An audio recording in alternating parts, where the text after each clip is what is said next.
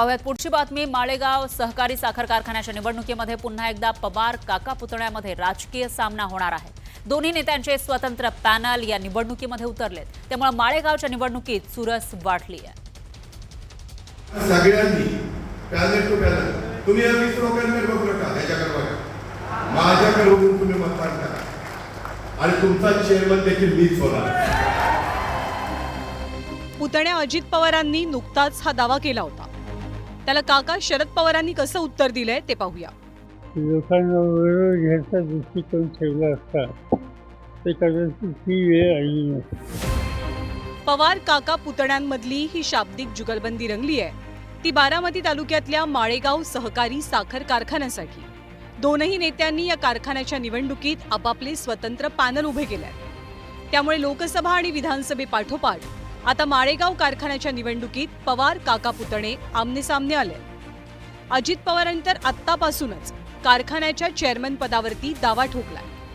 पण सगळ्यांनी panel to panel तुम्ही या 20 लोकांकडे बघू नका, ह्याच्याकडे बघा, माझ्याकडे बघून तुम्ही मतदान करा आणि तुमचा चेअरमन देखील मीच होणार।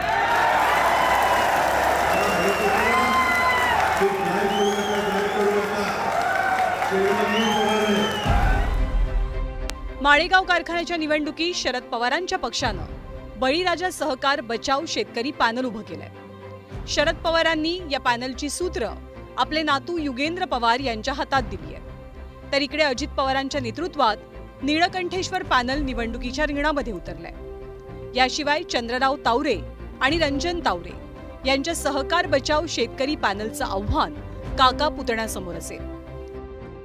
लोकांना विरोध घ्यायचा दृष्टिकोन ठेवला असता ते कदाचित ही वेळ आली नसती। पण ठीक आहे, झालं पण हे दीर्घकालीन आम्ही समजत नाही। हा तात्पुरता या कारखान्याच्या 19,000 सभासदांचा पुरता हा प्रश्न आहे।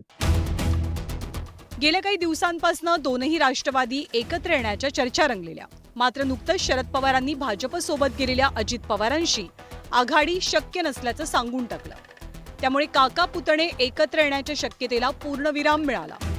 आता खुद्द मोठ्या पवारांनी माळेगाव निवडणुकीच्या पार्श्वभूमीवर आपली भूमिका स्पष्ट केली आहे, त्यामुळे या निवडणुकीत काका पुतण्यातला राजकीय संघर्ष अटळ आहे।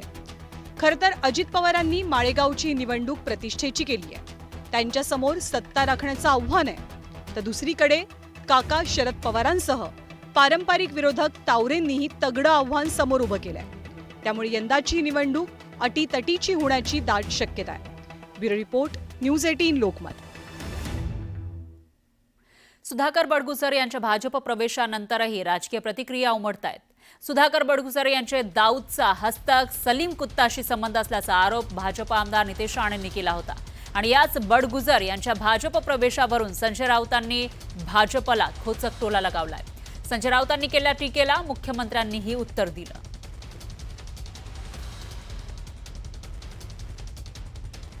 सगळे देशद्रोही भ्रष्ट लोक यांनी आपल्या पक्षामध्ये घेतलेले आहेत, ज्यांच्यावर त्यांनी स्वतः देशद्रोहाचे आरोप केले, भ्रष्टाचाराचे आरोप केले, असे सगळे देशद्रोही लोक अँटी नॅशनल बरं का, यांच्या उद्या दाऊद इब्राहिमला सुद्धा पक्षामध्ये आणतील, मुस्लिमांची मतं हवी आहेत। मला ह्या लोकांचा काही भरोसा नाही।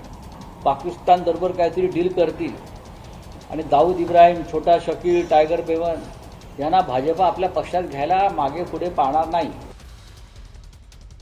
ही गोष्ट खरीच आहे की त्यांच्यावर टीका करण्यात आली होती। एक व्हिडिओ देखील आमच्या नितेश राणेंनी रिलीज केला होता, पण त्यानंतर आपल्याला याची कल्पना आहे की जो गुन्हा दाखल झाला त्या गुन्ह्याचं पूर्ण त्या ठिकाणी चौकशी झाल्यानंतर चौकशी अंती त्यांच्यावर कुठलीही कारवाई त्यात झालेली नाही आणि ते त्या पक्षात असताना या पक्षात आल्यावर नाही।